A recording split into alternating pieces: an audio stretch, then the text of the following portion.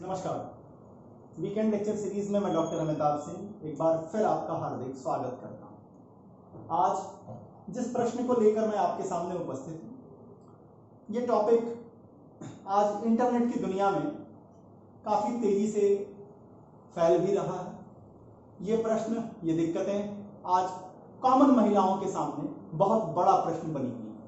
क्या इंटरनेट के इस समय में बहुत आसान हो गया है कि कोई महिला ब्लॉगर है या कोई यूट्यूबर है जो लेडी है, उसको बहुत सारे फिल्मी कमेंट लिखे जाते हैं, या मान लीजिए इंटरनेट पर कोई जो है ऊट पटांग मैसेज लिखता है, या महिला ऑफिसर हैं, महिला पुलिस की अधिकारी हैं, कोई मतलब कॉमन वुमेन भी नहीं, महिला पुलिस के अधिकारी को भी गंदे पत्र लिखे जा रहे हैं। अब प्रश्न ये उठता है कि क्या इन पर सेक्शन 509 आईपीसी की जो है, जिसमें कि वर्मा कमेटी ने रिकमेंड किया चेंज करने के लिए, 2013 में वो रिपोर्ट आई। 2013 के बाद सेक्शन 509 आईपीसी में ड्रास्टिक चेंज किए गए। उन चेंजेस के बाद असल में जो विवाद है वो इस बिंदु पर है कि सेक्शन 509 में वर्ड्स अटर यूज किया गया है और साथ में जेस्चर वर्ड का इस्तेमाल किया गया, और कोर्ट्स ने इंटरप्रेट किया कि जब आप अटर वर्ड का अटर वहां यूज किया हुआ है, इसका मतलब जो मौखिक कमेंट आएगा वो यहां कवर होगा। परंतु यह प्रश्न निकल के आया कि क्या जो राइटिंग में लेटर दिया जा रहा है, जो ब्लॉग में कमेंट लिखा जा रहा है, जो यूट्यूब पे फिल्मी कमेंट किए जा रहे हैं रिटन में, क्या वो जेस्चर वर्ड के डेफिनेशन में आएंगे या नहीं आएंगे। और इस प्रश्न को बड़ी खूबसूरती से डिस्कस किया और रिजॉल्व किया जस्टिस के हेमा ने। जस्टिस के हेमा ने 2005 में M Harris versus state of Kerala के केस में, जहां एक महिला पुलिस ऑफिसर को, कॉमन वुमेन को भी नहीं, एक महिला पुलिस ऑफिसर को इस तरह के लेटर्स भेजे जा रहे हैं, और वहां जस्टिस के हेमा ने मिसचीफ रूल ऑफ इंटरप्रिटेशन को अप्लाई किया और सेक्शन 509 की एक अलग ही व्याख्या प्रस्तुत की, और जिसे सुप्रीम कोर्ट ने खुशबू वर्सेस कानीमल के केस में 2010 में अपनी ओर से अपनी संस्तुति भी दी, अपनी रेक्टिफिकेशन दी। अब जब हम इंटरनेट की बात करते हैं तो सबके दिमाग में एक प्रश्न आता है कि क्यों इसमें इंफॉर्मेशन टेक्नोलॉजी एक्ट के सेक्शन 66A और 67 का इस्तेमाल क्यों नहीं हो जाना चाहिए। आप सही समझते हैं। इंफॉर्मेशन टेक्नोलॉजी एक्ट का सेक्शन 66A श्रेया सान्याल के मुकदमे के पहले तक, Shreya Sanyal versus union of India की एक केस आती है जिसमें सुप्रीम कोर्ट ने section 66A information technology act को स्ट्रक डाउन कर दिया, और इस जजमेंट के बाद अब पूरे इंफॉर्मेशन टेक्नोलॉजी एक्ट में अगर थोड़े परव्यू के लिए सेक्शन 67 को छोड़ दें तो कोई भी ऐसा सेक्शन अवेलेबल नहीं है जो रिटन किए हुए मैसेजेस को, रिटन किए हुए लेटर्स को, जो outraging the modesty of women की बात करता हो, उसे डिस्कस करता हो। तो क्या आज के दिन इस तरह की चीजों को हैंडल करने में सेक्शन 509 फुल्ली कॉम्पिटेंट है? क्या सुप्रीम कोर्ट कह रही है? किस तरीके का रिकमेंडेशन वर्मा कमेटी दे रही थी? वर्मा कमेटी ने क्या कहा था 509 को लेकर और 354D को लेकर, जिसे हम स्टॉकिंग के रूप में जानते हैं। अब वर्मा कमेटी की रिपोर्ट को क्या हमारी पार्लियामेंट ने ज्यों का त्यों एक्सेप्ट कर लिया या उसमें थोड़े रद्दोबदल किए? और आज के दिन करंट पोजीशन क्या है? आखिर ये जो महिला कम्युनिटी है, ये जो महिलाएं हैं हमारे देश की, इस तरह के अत्याचारों से, इस तरह के किए जाने वाले बेकार के अटेम्प्ट से कैसे वो अपने आप को सेव कर सकती हैं, इसी का जवाब आज के इस लेक्चर में देने का प्रयास करूंगा। शुरू करते हैं आज का ये लेक्चर, जिसका सीधा कॉन्सेप्ट है कि section 509 IPC versus section 66 and section 66A and 67 of information technology act. देखिए, जब इंडियन पेनल कोड को बनाया गया उस समय ना ही इंटरनेट की कोई कल्पना थी, ना ही सोशल मीडिया जैसा कोई साधन अवेलेबल था। लेकिन उस समय जो आईपीसी के फ्रेमर्स थे, जो 509 उन्होंने इस्टैब्लिश किया, जो उन्होंने लिखा, उसमें एक कॉन्सेप्ट उनके दिमाग में था कि एक वुमेन जो है, एक वुमेन सिर्फ वुमेन होने के कारण ही एक मर्यादा की हकदार है। उसका एक अपनी एक खुद की एक जेस्चर है, उसका एक खुद का एक सम्मान है, एक मोडेस्टी है। और कोई भी व्यक्ति जो उसको उसकी मोडेस्टी से आउटरेज करने की कोशिश करे, ऐसा प्रयास करेगा, उसे पनिश किया जाना चाहिए। और इसके लिए उन्होंने सेक्शन 509 को बनाया। सबसे पहले ये देखते हैं कि आखिर सेक्शन 509 कहता क्या।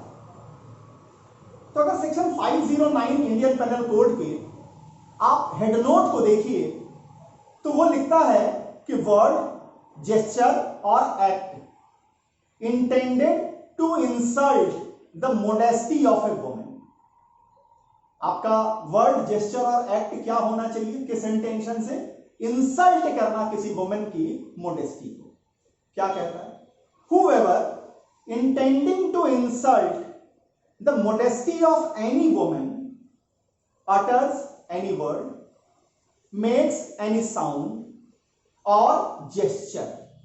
ध्यान दीजिएगा, इस जेस्चर वर्ड पर ही जस्टिस के हेमा ने अपनी इंटरप्रिटेशन दी है।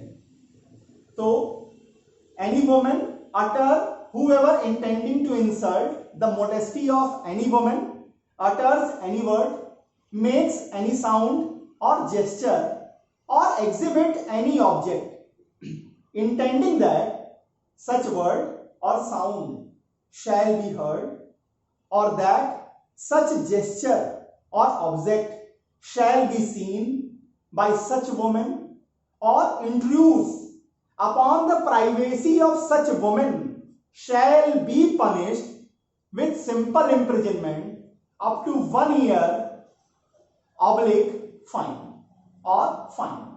ये स्टार्टिंग की बात कर रहा हूं, सेक्शन 509 जो शुरुआत में थी, बिफोर 2013 अमेंडमेंट के पहले तक। वहां पर 2013 तक इस सेक्शन में केवल 1 साल तक का सादा कारावास था या फाइन दी जाती थी। अब 509 से एक चीज तो क्लियर है कि यहां पर ऐसे सारे ही प्रयासों को जो कि वर्ड अटर किए गए हैं, जो जेस्चर के रूप में है, या कोई साउंड क्रिएट किया जा रहा है, या कोई ऑब्जेक्ट दिखाया जा रहा है, और जिसका इंटेंशन है किसी भी महिला को उसकी मोडेस्टी को इंसल्ट करने का, आउटरेज करने का, उसे पनिश करने के लिए यह सेक्शन इनेक्ट की गई। अब देखिए, जब 509 को बनाया गया तब इंटरनेट की बात नहीं थी, तब जो है सोशल मीडिया नहीं था।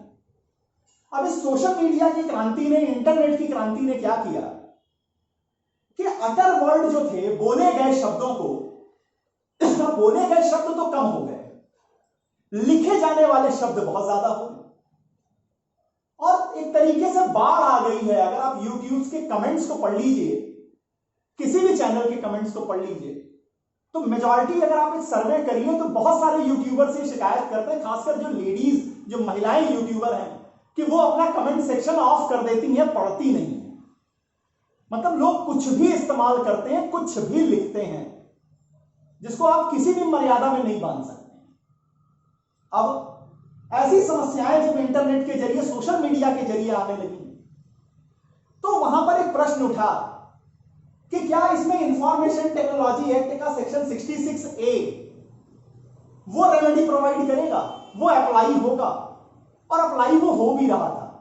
अगर आप सेक्शन 66A को देखिए तो वो कह रहा था any information that is grossly offensive और हैज मेनेसिंग कैरेक्टर पनिशेबल मतलब ऐसी कोई भी information which is grossly offensive और मेनेसिंग कैरेक्टर रख रही थी, उसे पनिश किया जा रहा था।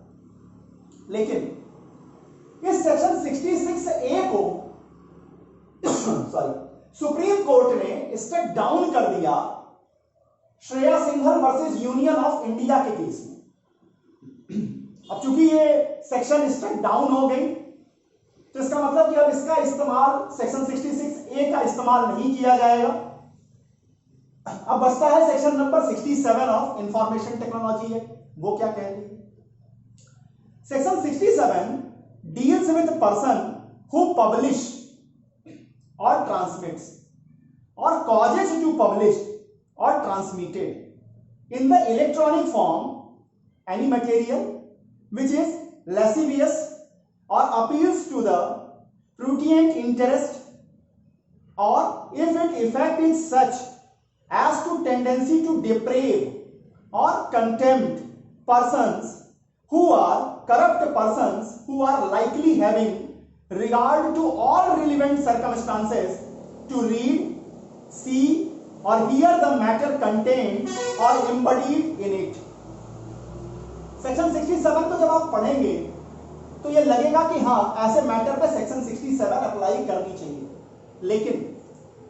लेकिन ये चीज आज तक डाउटफुल है कि ऐसे सारे जहां ऐसे प्रयास रिटन में किए जा रहे हैं वहां पर सेक्शन 67 अप्लाई करेगा या नहीं करेगा।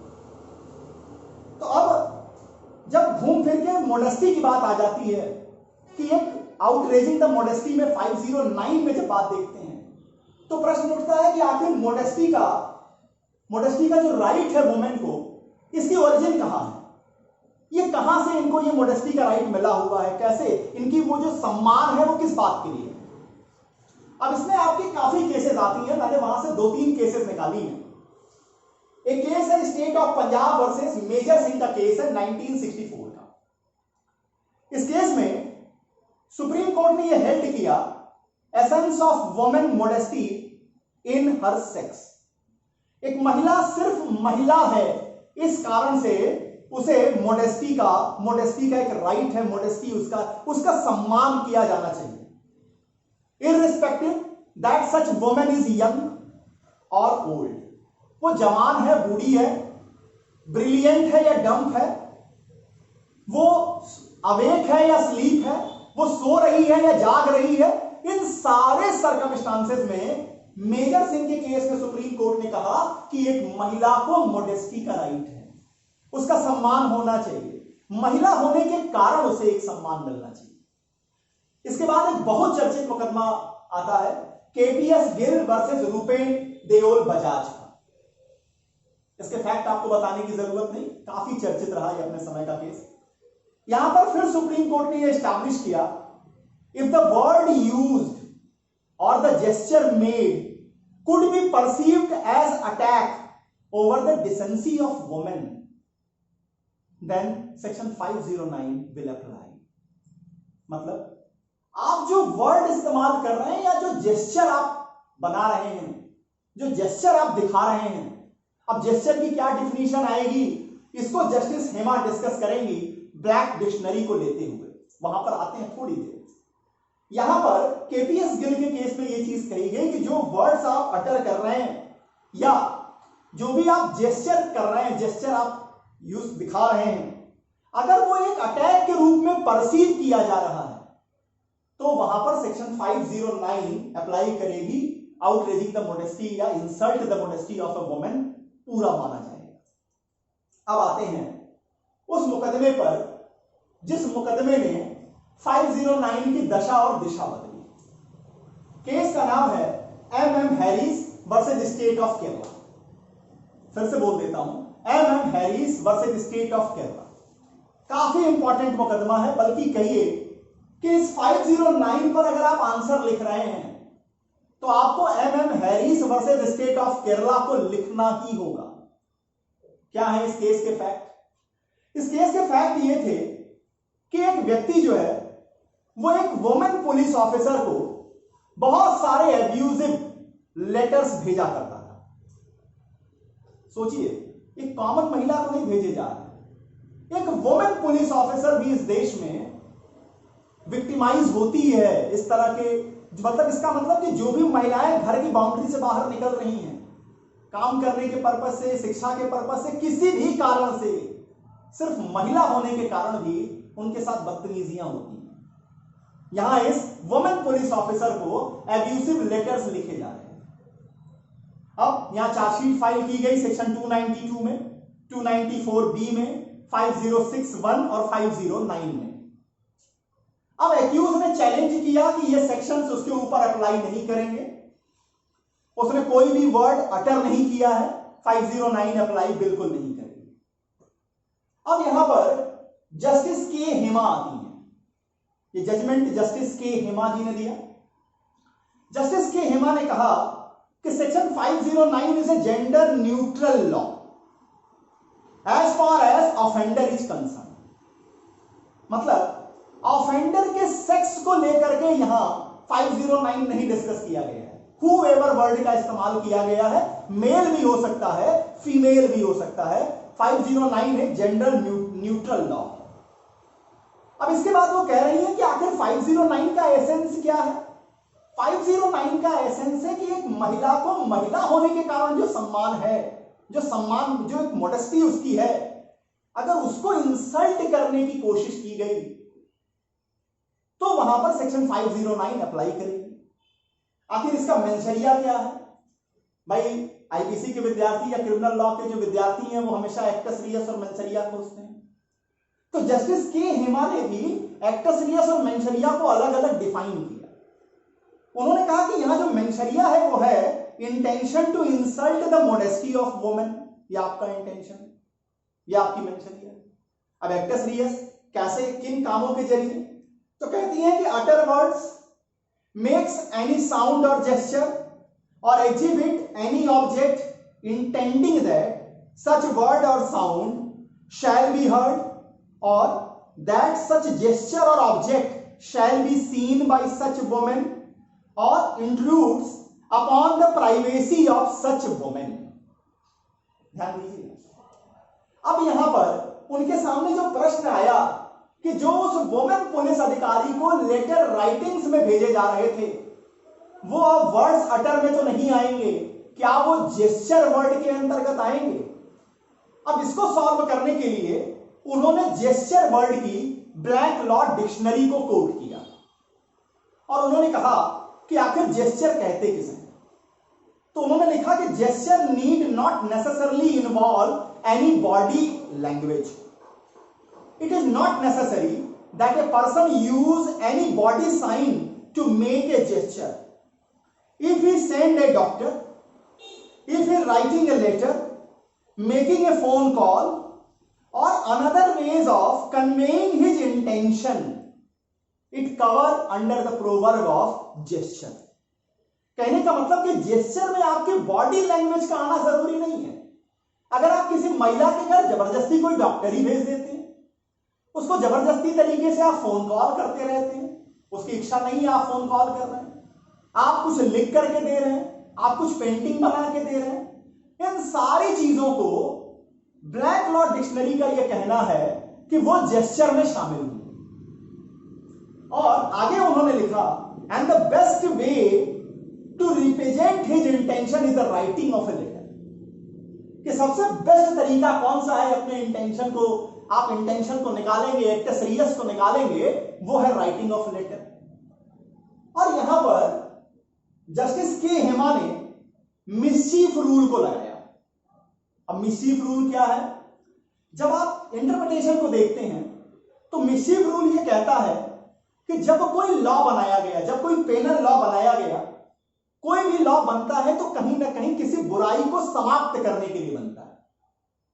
चाहे वो सती प्रिवेंशन हो, चाहे वो डाउरी प्रोहिबिशन हो, किसी न किसी एक इविल को सॉल्व करने के लिए, रिजॉल्व करने के लिए उस लॉ को बनाया जाता है। तो जो 509 बनाया गया, जब भी बनाया गया, आखिर इसका इंटेंशन क्या था? किस चीज को ये, किस बुराई को ये समाप्त करना चाहते थे? ये समाप्त करना चाहते थे कि कोई भी ऐसा प्रयास न किया जाए जो किसी वुमेन की मोडेस्टी को इंसल्ट करने वाला।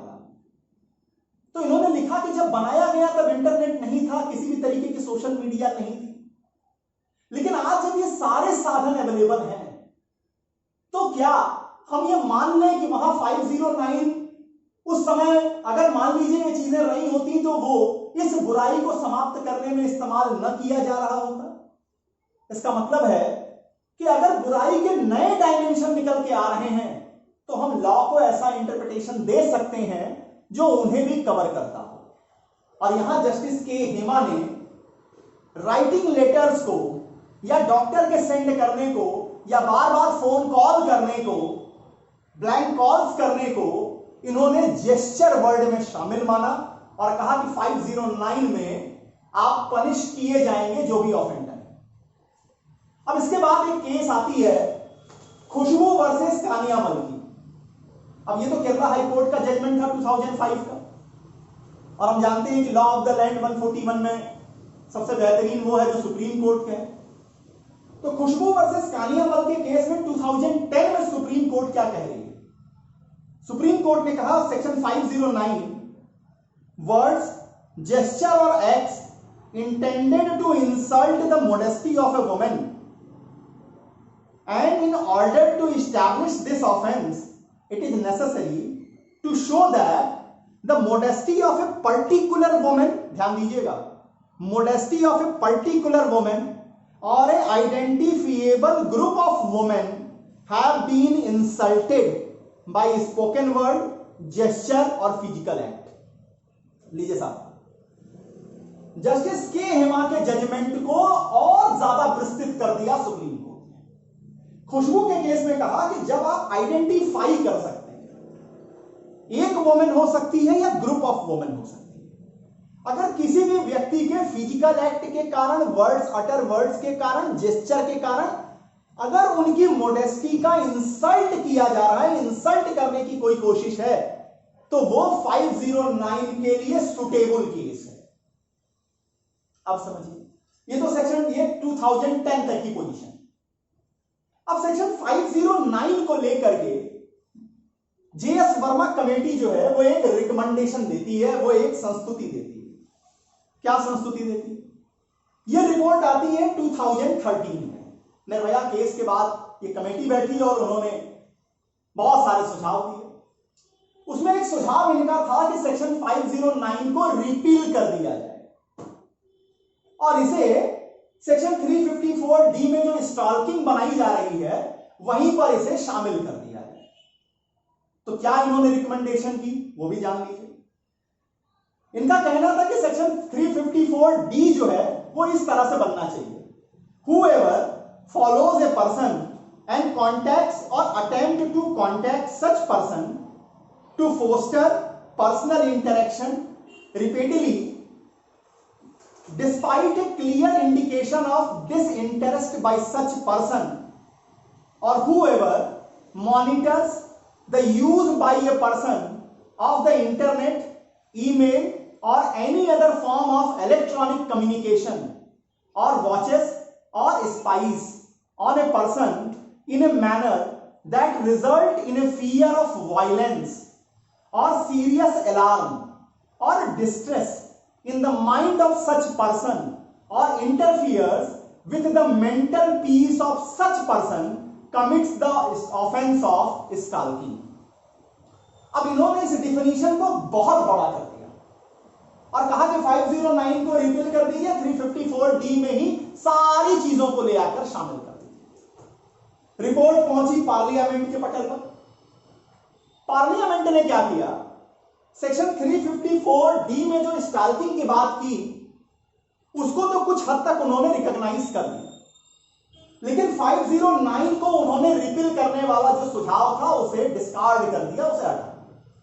बल्कि 509 में जो पनिशमेंट अभी तक केवल 1 साल तक की सिंपल इंप्रिजनमेंट थी, पब्लिक फाइन था, मतलब दोनों में से कोई एक ही दिया जा रहा था, उसको चेंज करके अब 3 इयर्स तक की सिंपल इंप्रिजनमेंट एंड फाइन कर दिया।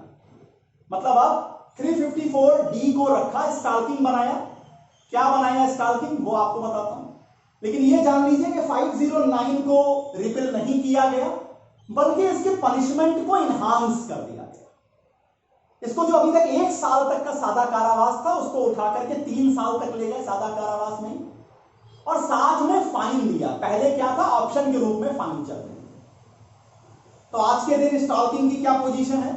आज के दिन है स्टॉकिंग का whoever follows a person and contacts or attempt to contact such person to foster personal interaction repeatedly despite a clear indication of disinterest by such person, or whoever monitors the use by a person of the internet, email or any other form of electronic communication. बस यहीं पे वो रुक गए, आगे वाली चीज को उन्होंने जो प्रपोजल में थी उसे हटा दिया और कहा कि अगर आप इतना करते हैं तो आप स्टॉकिंग के लिए जिम्मेदार होंगे। तो आज के दिन करंट पोजीशन आखिर क्या है 509 की? तो आज के दिन जो करंट पोजीशन 509 की है वो ये है कि अगर वर्ड्स अटर किए जा रहे हैं, राइटिंग में जा रहे हैं, मेल्स भेजे जा रहे हैं, डॉक्टर भेजा जा रहा है, कोई भी ऐसा प्रयास कहीं से भी किया जा रहा है जो किसी भी महिला को 2010 के जजमेंट को ध्यान में दीजिएगा, आइडेंटिफिएबल है। अगर एक ग्रुप है उसको आप आइडेंटिफाई कर सकते हैं, या एक विशिष्ट महिला है, एक स्पेसिफिक एक ही वुमेन है। अगर इन सारे आपके किए गए वर्ड्स का, जेस्चर का, फिजिकल एक्ट का अगर मेंशरिया, अगर आपका इंटेंशन इंसल्ट करना है मॉडेस्टी ऑफ वुमेन को, तो सावधान हो जाइए, सेक्शन 509 में वो महिला आपको बिहाइंड द बार ले जा सकती है और महिलाओं को ऐसे किसी भी अटेम्प्ट को with iron hand he handle करना चाहिए। इतनी बातें नहीं, सेक्शन 509 और सेक्शन 66A और 67 इंफॉर्मेशन टेक्नोलॉजी एक्ट को लेकर। उम्मीद करता हूं कि मेरा यह प्रयास आपको इस टॉपिक को समझने में थोड़ी मदद करेगा। अगर मेरा यह प्रयास आपको पसंद आ रहा है तो इस चैनल को सब्सक्राइब कीजिए और इसे प्रसारित भी कीजिए। वीकेंड लेक्चर सीरीज में किसी और नए टॉपिक के साथ आपके सामने उपस्थित होऊंगा। तब तक के लिए बहुत बहुत धन्यवाद। नमस्कार।